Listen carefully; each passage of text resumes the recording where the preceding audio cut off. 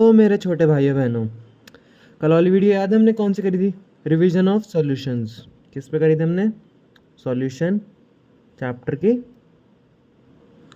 Revision कर रहे थे हम, है ना। हमने रिवीजन में क्या करा था, याद होगा? हमने सारा मतलब कि बेसिक बेसिक जो हिंदी लॉ था, राउल्ट्स लॉ था, ठीक है, स्टार्टिंग का कंसेप्ट था, वो सब डिस्कस करा था हमने, है ना, याद होगा। फिर आज हमारा टॉपिक पता है किस चीज़ के ऊपर है? आज हमारा टॉपिक है कॉलिगेटिव प्रॉपर्टीज़। किसके ऊपर? Colligative properties. ठीक है, इस पे कॉलिगेटिव प्रॉपर्टीज के ऊपर। कॉलिगेटिव प्रॉपर्टीज होती कौन सी हैं, अब ये समझो। ठीक है, कॉलिगेटिव प्रॉपर्टीज वो प्रॉपर्टीज होती है जिनमें किसकी वो यूज़ होती है हमारी, कि हमारे पास नंबर क्वांटिटी कितनी है। क्वांटिटी डिपेंड्स किस पे करता है? Depends upon quantity, not nature. ठीक है, नेचर चाहे कुछ भी हो, ठीक है, उससे फ़र्क नहीं पड़ता। इसको किससे पड़ता है? क्वांटिटी से फ़र्क पड़ता है। ये हमारी होते हैं कॉलिगेटिव प्रॉपर्टीज़। इसके अंदर हमने क्या करा था कि हमने पहली कौन सी करी थी? Elevation in boiling point. Elevation in boiling point,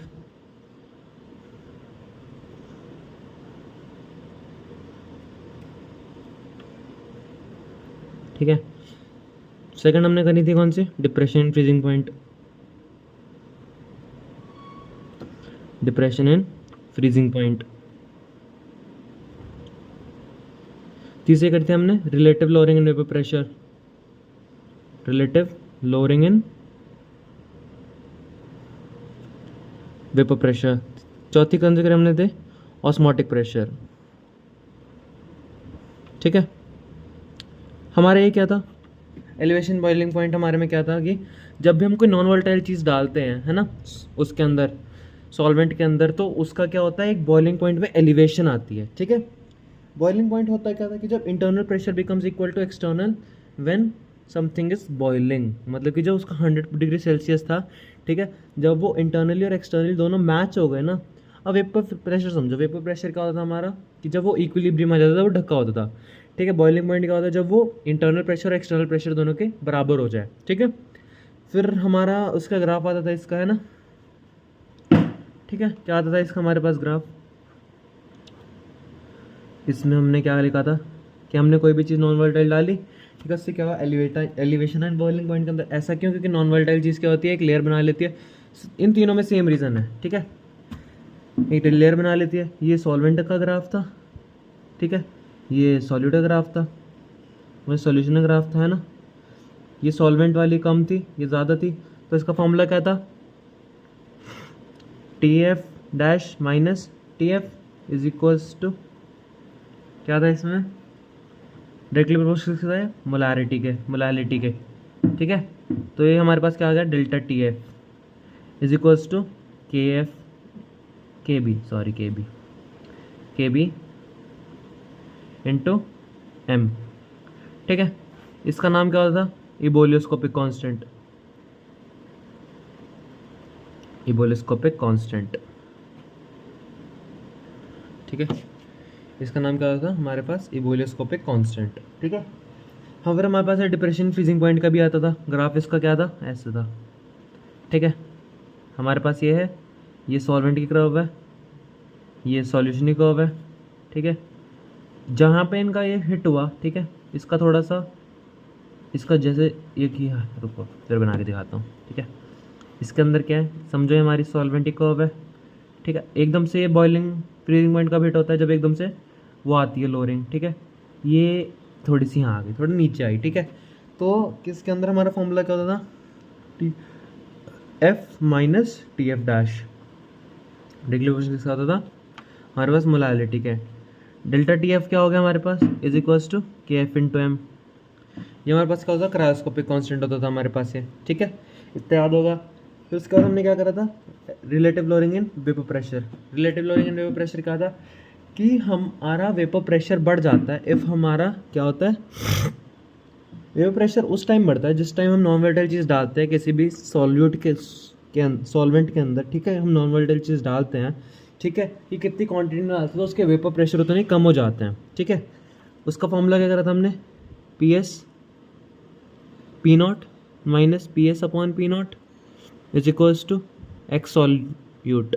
ठीक है, याद हो गया फॉर्मूला कैसे ड्राइव करा था हमने? नहीं याद तो जैसे हमारे वीडियोस का लिंक होता है उस पर क्लिक, उस पर मतलब कि वीडियोस की प्लेलिस्ट बन रखी है चैप्टर की, उसमें रिलेटिव लोअरिंग वेव प्रेशर का पूरा अच्छे से एक्सप्लेन कर रखा है, वो देख लो। ठीक है, अगर पहली बार इस चैनल पर आया हो तो ठीक है, और सब्सक्राइब भी कर देना इस चैनल को, हमें सपोर्ट दिखाते रहो ऐसे ही, जिससे कि हमें मोटिवेशन मिलती रहे और हम इस चैनल पर ऐसी वीडियो डालते रहें। ठीक है, तो हमने इसका फॉर्मूला ये करा था P not minus P S upon P not is equals to X solute. ठीक है, ये रिलेटिव लोअरिंग वेव प्रेशर का होता था कि जब हम नॉन वोल्टाइल चीज़ डालते थे, ठीक है, तो क्या होता था उससे एक लोअरिंग इन वेव प्रेशर आती थी। ठीक है, जितना ज़्यादा हम वो करेंगे उतनी ज़्यादा वेव प्रेशर में डिक्रीज आती रहेगी।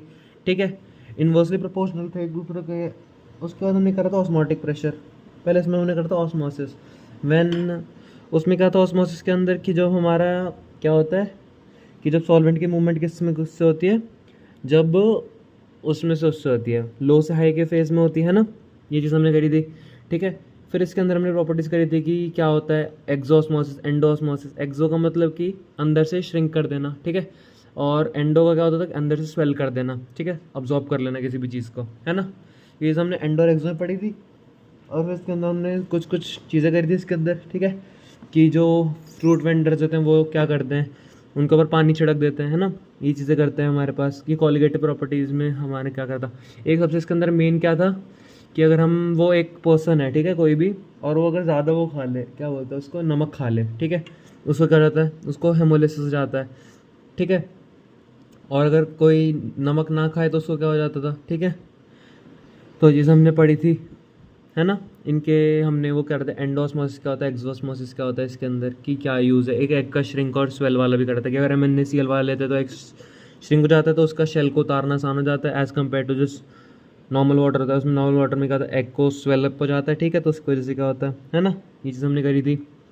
और हमने क्या करा था इसके अंदर, ऑस्मोटिक प्रेशर। ऑस्मोटिक प्रेशर क्या होता था कि एक ऐसा एक्सटर्नल प्रेशर हमने लगा दिया किसी भी चीज़ के ऊपर। क्या लगा दिया हमने, कोई भी एक ऐसा एक्सटर्नल प्रेशर लगा दिया हमने किसी भी चीज़ के ऊपर, जिससे कि वो चीज़ की जो सॉल्वेंट की मूवमेंट थी ना, वो तो रुक गई।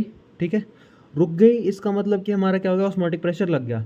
ठीक है, इफ़ हमने थोड़ा सा और एक्स्ट्रा प्रेशर लगा दिया ना उसके ऊपर, तो वो रिवर्स ऑस्मोसिस शुरू हो जाती कि सॉल्वेंट की जो मूवमेंट है ना वो किससे शुरू हो जाएगी, region of high concentration to region of low concentration. इसको हम क्या बोलते हैं, आरओ।